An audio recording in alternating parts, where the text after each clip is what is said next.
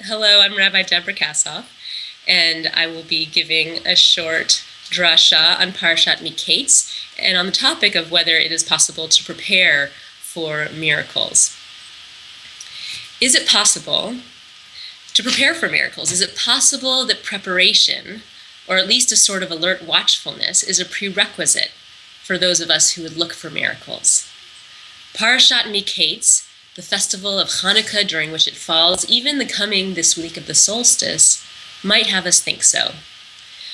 With the coincidence of these events and our parsha, which begins with Joseph's interpretation of Pharaoh's dreams and his sudden rise to power, and which continues through Joseph's one-sided reunion with his unsuspecting brothers during the famine, we find ourselves poised, narratively, culturally, ritually, even astronomically, on a narrow ledge between darkness and light, oppression and freedom, death and rebirth, scarcity and plenty.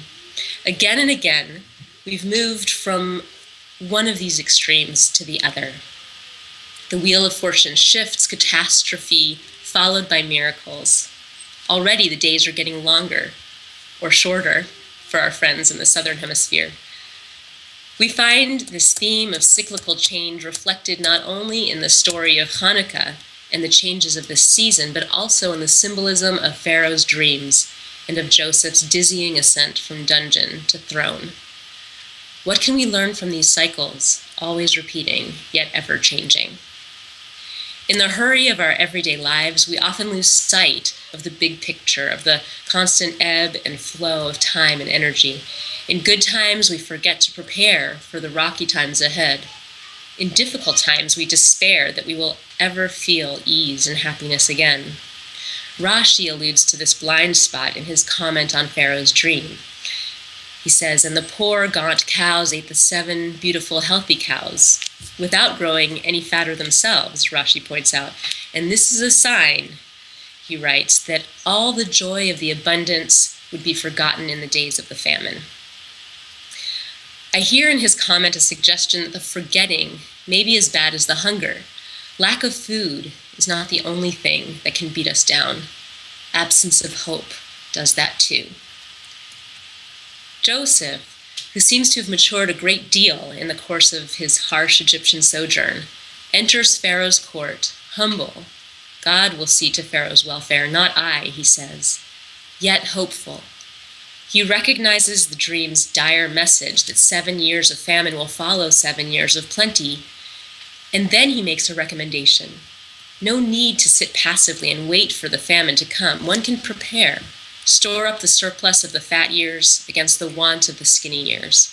Pharaoh is so impressed with the suggestion that he immediately appoints Joseph, his second in command, charged with carrying out his own plan, a miracle for Joseph, for Egypt, and for a soon-to-be starving Israel, all in one. How did Joseph see what others couldn't see? Even if it were, as he said, all God's doing, why did God choose Joseph? We find one answer in Pharaoh's words. "I have heard it said of you that for you to hear a dream is to tell its meaning." The Hebrew word for hear, shama, is an important and powerful word in Jewish tradition. The same root forms the name of the best-known part of our liturgy, the Shema, hear. When Pharaoh uses this word with regard to Joseph, he is not referring only to the physical capacity for receiving sound waves through our ears. Hear, in Hebrew, suggests understanding. It is right listening. It suggests more even than comprehension. It includes thoughtfulness and appreciation and the ability to see something in its context. Because Joseph heard Pharaoh's dream in this way, he was able to see the big picture, understand how the agricultural cycle would affect the people of the region, and respond with a plan. Because Joseph had heard his own dreams in this way, so many years earlier, he saw his time in prison as a temporary stop, an arc in the cycle. He believed that, as his dreams had predicted, he was meant for greater things, and so he was ready when Pharaoh summoned him. He did not forget how to hope or dream during his time of darkness. He knew how to hear properly. He remembered the cycles that govern our lives, and he was ready to act when he saw them shifting. Abraham Chasdai, one of our sages from 13th century Spain, taught that human beings were endowed with 2 ears and 1 tongue, that they might listen more than speak. If we listen carefully and hear rightly, our parasha teaches us, our festival of Hanukkah teaches us, our very lives will teach us. Take heed of the cycles and pay attention to this moment and know that it is fleeting. As a wise person once said, Gam zeh ya'avor, this too shall pass.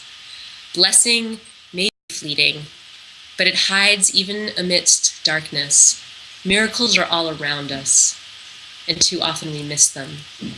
Shema, when we really listen and truly hear what others say, what our own heart says, we may obtain the understanding we need to see that this moment is connected to the future and to the past, part of a cycle, yet an opportunity never to return. Pay attention.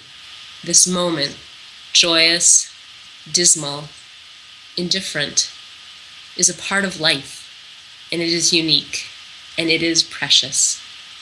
Who knows, perhaps this very thought finds this moment, this very breath entering our lungs, could pave the way to our next miracle.